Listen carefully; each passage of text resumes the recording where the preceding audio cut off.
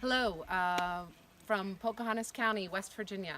This is the birthplace of rivers. We have 8 rivers that start in Pocahontas County. All water flows out of the county, no water flows into the county. So it's a really, really special place. And we are totally threatened by the Atlantic Coast Pipeline, which is proposed to run straight through our county to cross 65 water crossings and 25 wetlands. I believe it's about 16 miles that will be crossed of Pocahontas County, and it's heartbreaking. It's a big, long story here in West Virginia, as I'm sure many of you know. West Virginia is essentially an extraction state. We've kind of been like a colony of the United States. Everything has been taken out and nothing has been brought back, or been put back in to West Virginia. So that has left us at the bottom of the barrel on all accounts. We're the poorest, least educated, highest opioid epidemic, highest high school dropout rate, teen pregnancy, anything that you can imagine that seems like a negative statistic. We are proudly at the forefront of it. But that being said, I think this is probably one of the most beautiful places on the planet, and it's probably one of the most special ecosystems in the country and in the world. And we don't have the numbers, or we don't have the population or the economic pool to protect ourselves. Most of southern West Virginia has fallen victim to coal mining, as many people know, and now northern West Virginia has fallen victim to fracking. There've been gas extraction in northern West Virginia for a long time, but fracking is in the last few decades, and it has been totally devastating. And this pipeline that is proposed will carry fracked gas through our district. Theoretically, it will just carry the fracked gas through our district, but from the whispers that I hear, the eventual end is to frack here. We have Marcellus Shale and we have Utica Shale, which both have gas locked into them.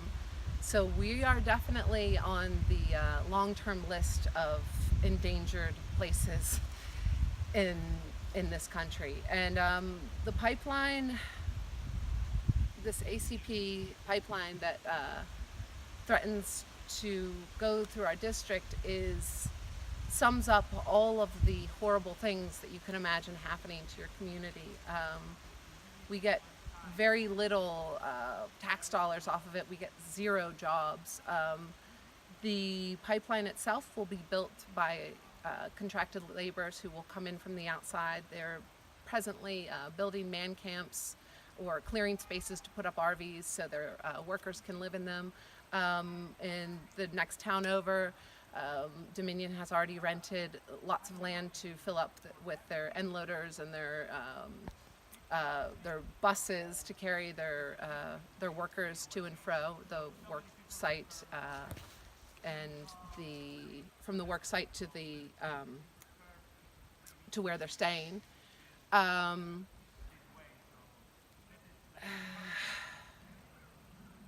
Yeah, the pipeline basically is putting everything that we hold dear at risk.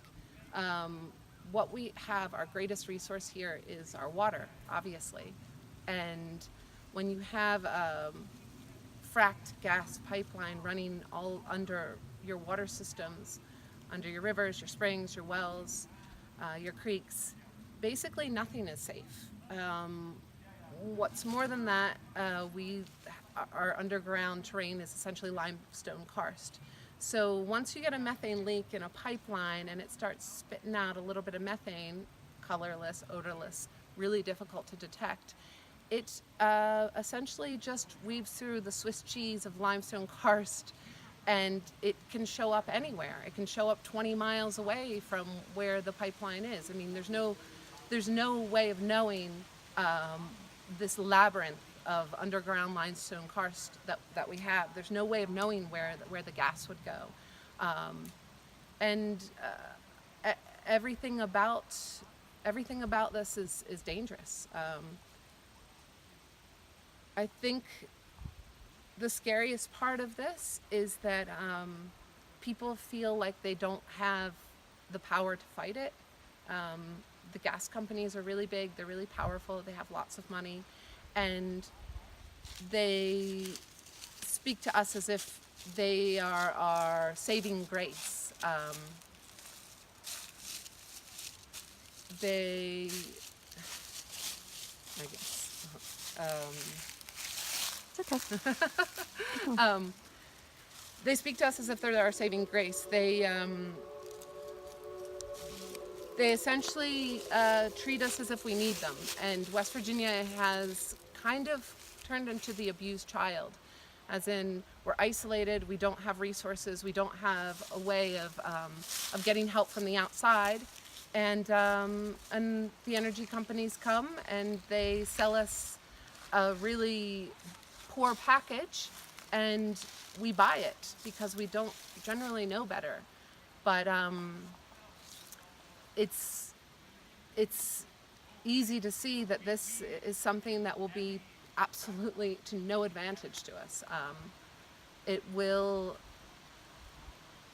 decimate all quality of life for Pocahontas County. I mean, our future is essentially an industrial gas wasteland. Who wants to move to a beautiful mountainous region that has a methane or a natural gas pipeline that has slow methane leaks throughout it? Who wants to move to a place that has that? Who wants to invest in a place like that? Tourism is our main industry now, and anything that you know, tourists come here for the natural beauty, for the ecological diversity, flora, fauna. People come for hunting, fishing. All of that is at risk because of the pipeline. And the saddest part of it is that we don't have the tools to protect ourselves. We're poor. There are not many of us. And we've been taught that this is the only way. This is the only way to do things.